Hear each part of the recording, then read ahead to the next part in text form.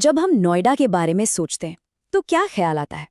ऊंची ऊंची इमारतें, जगमगाती रातें, है ना? लेकिन हर शहर का एक दूसरा अंधेरा पहलू भी होता है। सुनसान इलाके, ऐसी जगहें जहां लोग दिन में भी जाने से डरते हैं। आज की हमारी कहानी इसी शहर की एक हाई राइज बिल्डिंग के एक अपार्टमेंट से शुरू होती है। कभी सोचा है क्या दीवारें बोल सकती हैं? मतलब अगर वो बोल पाती तो क्या बताती? क्या हो अगर किसी घर की दीवारें सिर्फ कहानियां नहीं बल्कि किसी की चीखें, किसी का दर्द छुपा रही हों? चलिए आज इसी रहस्य की तह तक चलते हैं। तो कहानी शुरू होती है शर्मा परिवार से, एक बिल्कुल नॉर्मल आम परिवार। रंजीत जो एक बिजनेसमैन है, उनकी पत्नी रीना और उनका बेटा रमन। ये लोग अक्टूबर 2008 में नोएडा के एक बड़े ही पॉश अपार्टमेंट की 12वीं मंजिल पर शिफ्ट होते हैं। बाहर से देखने पर तो ये घर एकदम सपनों जैसा था, पर अक्सर सपने हकीकत की कीमत पर ही तो आते हैं। जब परिवार घर में सेटल हो रहा था, बालकनी की सफाई करते हुए उनकी नजर एक अजीब सी चीज पर पड़ी। दीवार पर एक बड़ा सा काला धब्बा। अब पहली नजर में तो उन्होंने सोचा चलो ठीक है, शायद कोई प्लास्टर का काम होगा, पेंटिंग का इशू होगा। उन्होंने इस बात को ज्यादा तवज्जो नहीं दी। लेकिन वो ये नहीं जानते थे कि ये सिर्फ एक धब्बा नहीं, बल्कि उनके आने वाले कल पर लगने वाला एक बहुत गहरा दाग था। तो घर में सब कुछ ठीक ठाक चल रहा था, लेकिन बहुत जल्द ही अजीब घटनाओं का सिलसिला शुरू हो गया। और ये शुरुआत हुई बहुत ही सटल तरीके से। सबसे पहले माँ यानी रीना को बालकनी में कुछ अजीब सा महसूस होने लगा। एक अजीब सी ठंडक और ऐसा एहसास जैसे कोई उन्हें लगातार घूर रहा हो। और ये तो बस एक शुरुआत थी। देखिए, जो चीजें पहले सिर्फ एक एहसास थीं, वो अब हकीकत में बदल रही थीं। पहले हफ्ते बालकनी से एक बहुत ही अजीब गंदी बदबू आने लगी। मतलब इतनी तेज कि किसी भी सफाई या एयर फ्रेशनर से भी नहीं जा रही थी। फिर दूसरे हफ्ते एक ऐसी रात जब बिल्कुल हवा नहीं थी, बालकनी का पर्दा जोर जोर से हिलने लगा और रीना को एक पल के लिए खिड़की में एक औरत का चेहरा दिखा। तीसरे हफ्ते तक तो हद ही हो गई। अगली सुबह उसी खिड़की पर बाहर की तरफ से एक औरत के हाथ के निशान मिले। और चौथे हफ्ते रंजीत, जो इन सब पर यकीन नहीं करते थे, उन्होंने खुद एक सुबह बालकनी का ताला लगा हुआ दरवाजा पूरी तरह से खुला पाया। अब इन सब चीजों को नजरअंदाज करना नामुमकिन था। और फिर रंजीत ने एक और बहुत ही अजीब बात नोटिस की। वो दीवार जिसपे वो काला धब्बा था, वो हमेशा ठंडी और गीली रहती थी। मतलब घर की बाकी सारी दीवारें गर्म होती थीं, पर वो एक दीवार, उस पे हमेशा नमी रहती थी। अब ये एक ऐसी चीज थी जिसे रंजीत भी, जो इन सब बातों को वहम मानते थे, झुठला नहीं सके। कुछ तो गड़बड़ थी।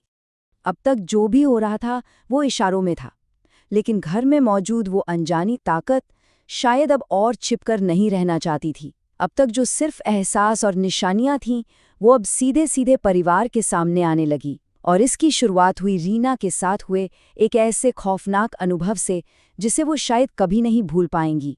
एक रात रीना की अचानक नींद खुली और उन्होंने जो देखा वो किसी के भी होश उड़ाने के लिए काफी था।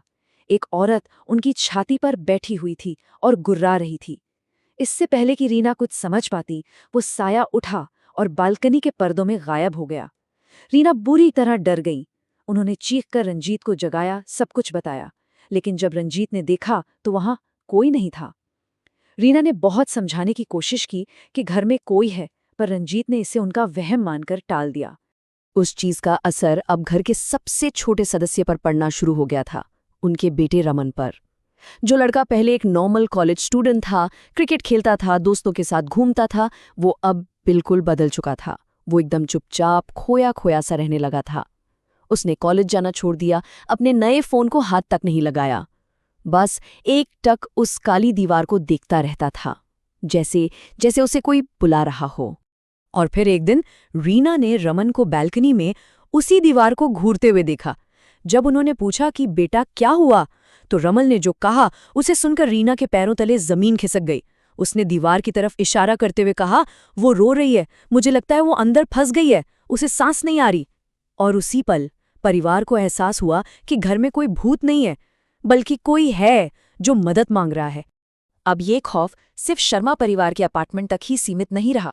उस दीवार के पीछे का दर्द अब जैसे दीवारों को तोड़कर बाहर फैल रहा था। हालात इतने बिगड़ चुके थे कि बिल्डिंग के दूसरे लोग भी इसे महसूस करने लगे थे। बिल्डिंग से शिकायतें आने लगीं। लोगों ने कहा कि लिफ्ट तक एक लगातार बहुत गंदी बदबू पहुंचती है। कुछ पड़ोसियों ने यह भी बताया कि देर रात उस दीवार के अंदर से खरोचने की आवाज आती है। ऐसी आवाजें जैसे कोई अंदर से बाहर निकलने के लिए खुदाई कर रहा हो। इन शिकायतों ने ये साफ कर दिया था कि शर्मा परिवार जो भी महसूस कर रहा है वो उनका वहम बिल्कुल नहीं है। तभी बिल्डिंग के एक पुराने बुजुर्ग पड़ोसी ने एक बहुत ही जरूरी बात बताई। उन्होंने बताया कि शर्मा परिवार से पहले उस फ्लैट में एक और परिवार रहता था जिनकी एक बेटी थी। उन लोगों में अक्सर बहुत झगड़े होते थे और फिर एक रात वो लोग अपनी बेटी समेत बिना किसी को कुछ बताए अचानक गायब हो गए थे। और फिर वो हुआ जिसने रंजीत के 20 सारे शक को यकीन में बदल दिया। एक दिन जब रंजीत नहाकर बाहर निकले तो उन्होंने बाथरूम के शीशे पर भाप से लिखा हुआ देखा, अब और नहीं। वो घबराकर बाहर आए तो उन्होंने देखा कि वही शब्द बालकनी की खिड़की पर भी लिखे हुए थे। ये कोई चेतावनी नहीं थी, ये एक गुहार थी, सच को बाहर लाने की। अब पानी सिर से ऊपर जा चुका था। परिवार के पास कोई और रास्ता नहीं बचा था। उन्होंने आखिरकार पुलिस को बुलाने का फैसला किया और यहीं से इस कहानी के सबसे भयानक हिस्से की शुरुआत हुई। पुलिस आई और उनकी जांच सीधे उस अजीब बालकनी की दीवार पर पहुंची। उन्होंने एक मजदूर को दीवार में छेद करने के लिए कहा। जैसे ही ड्रिल ने दीवार में पहला छेद किया, अंदर से गाढ़ा काला खून बाहर छिटक कर आया। एक अफसर ने टॉर्च जलाकर अंदर झांका और अंदर उन्हें एक लाश की आंख दिखाई दी। इसके बाद जब दीवार को पूरी तरह से तोड़ा गया तो अंदर का मंजर देखकर सबके होश उड़ गए। दीवार के अंदर एक जवान लड़की की लाश थी। पोस्टमार्टम रिपोर्ट ने जो सच सामने रखा वो किसी भी भूत प्रेत की कहानी से कहीं ज्यादा डरावना था। रिपोर्ट में पता चला कि मौत 2-3 महीने पहले हुई थी। मौत का कारण दम घुटना था। उस लड़की को जिंदा ही दीवार में चुनवा दिया गया था और सबसे भयानक बात, उसकी उंगलियां बाहर निकलने की कोशिश में दीवार को खरोच खरोच कर टूट गई थी। सच तो सामने आ गया था, लेकिन कहानी यहां खत्म नहीं हुई। उस खौफनाक दिन के बाद शर्मा परिवार ने वो घर हमेशा हमेशा के लिए छोड़ दिया। जाहिर है वो अपार्टमेंट अब एक क्राइम सीन था, एक ऐसी जगह जहां वो कभी वापस नहीं लौटना चाहते थे। शायद लोगों को लगा होगा कि लाश मिलने के बाद अब सब कुछ ठीक हो जाएगा, पर ऐसा नहीं हुआ।